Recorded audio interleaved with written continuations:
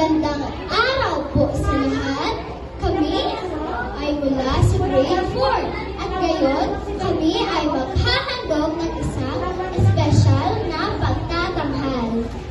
Tama! Ang una po namin ihandog ay ang ikatulog, isang katutubong awit mula sa buwan. Ito ay isang uri ng hele na inaawit ng magulang upang patulugin ang kanilang mga anak at sumisimbolo ng pagmamahal at pag-aaruga. Pagkatapos po ito, aming ipapakita naman ay ang festival dancing. Isang masaya na pagtatanghal hango sa pista ng ating bansa. Dito makikita ang kulay, kasayahan, at pagsasalamat ng mga Pilipino. Sa pamamagitan ng mga ito, nais namin ipakita ang iba't ibang anyo ng ating mga tradisyon. Mula sa tahimik at pagmamahal